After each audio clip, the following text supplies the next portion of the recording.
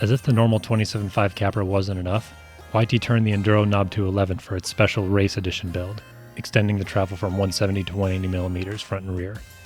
That makes it the longest travel bike at Killington Summer Camp. This bike was really well suited for the stuff we were riding out here. Which was chunky, crazy downhill track. I mean, we were riding on Killington's downhill track, which is called Goat Skull. And it's a pretty rowdy trail. Like, it takes a lot out of you. And this bike is pretty mini downhill bikey. There's a couple other carbon models below it that do 170 front and rear. An alloy one that's 170 front and rear, but this is the Pro Race. So can you race it? So we we got into that. It's like, is it more race necessarily because it has more travel? I kind of think so, because it is so much more businesslike. It gives up vertical impact and momentum to give you horizontal velocity. Like, I think that is what this bike is about. It's faster through the rough stuff, right? Yeah. So we're talking about like how plush this thing feels, right? And how it's not as poppy. So we thought, well, maybe we'll just add a couple volume spacers to that X2 shock. And we opened it up, we couldn't add any more. Yeah. So, you know, it is a pretty linear squish fest style bike. And you're not gonna get it to be more poppy. Which, you know, it is what it is, right? Like it's great at what it is meant to do. Yeah, it's in its name. It's not its middle name, it's its last name.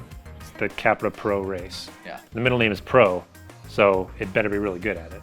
If you want a bike that has travel and kind of numbers in general really close to this, but you want that more playful feel, kind of out of the box, that Canyon Torque kind of gives that to you. Yeah, this one's more ground huggy, that one's a little bit more poppy.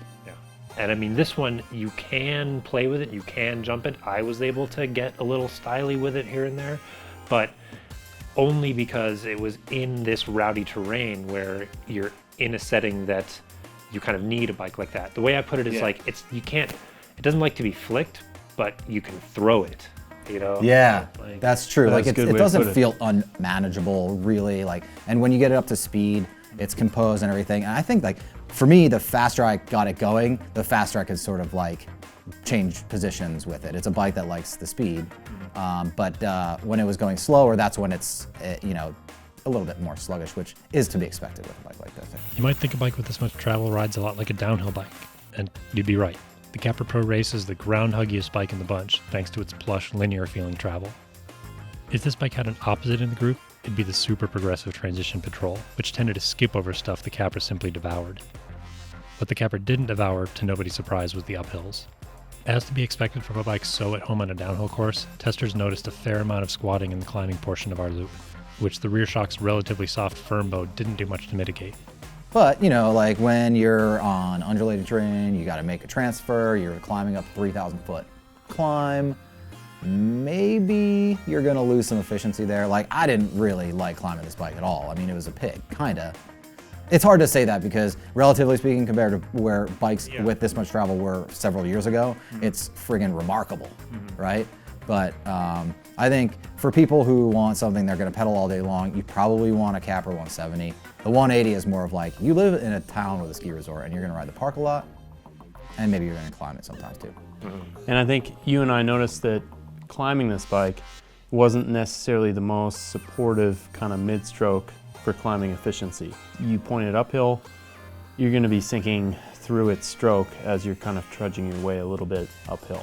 It was pretty squatty on the climbs, and that blue firming lever didn't really help it that much. It was still pretty vague, like it wasn't a super firm platform to pedal on. But another thing, this isn't a very heavy bike. I mean, it comes with top-notch parts, carbon wheels. The whole thing is pretty light, so when you are in slower speed settings, you can kind of muscle it around. You can body English your way through stuff. It's not too heavy of a bike. A little bit of that. Also, kind of at higher speed, you're pinging around off carbon rims. They're light, pretty it's stiff fast. wheels. It's a very stiff wheel set. And the tires are also like a dual ply, pretty thick casting, stiffer tire. So I have to let more pressure out of them in order to make them feel soft. But yeah, like they are, with those carbon rims and the beefy tires, which the bike deserves, you can ping off stuff a little bit more easily than with other setups. But overall, this is a bike that retail price, $5,200. You're getting XTR rear derailleur, XTR shifter, carbon E13 crankset, carbon E13 wheels. You're getting a Fox transfer. You're getting a 36 HSC LSC Kashima It's fork. pretty You're getting stacked an to the XT. gills. I mean, you can't. The list goes on X2, and on. excuse me. You can't spec it nicer, and you're getting what feels like a $10,000 bike for $5,200. Yeah. It's pretty hard to beat. It kind of makes you rethink what is value. With its gobs of travel and downhill bike glued to the ground feel, this special build isn't for everyone. So what kind of rider does the CF Pro Race suit? It might be more of a question of what sort of terrain does it suit. Fast, rough as can be descents and hopefully shuttleable climbs, that's the Pro Race's happy place.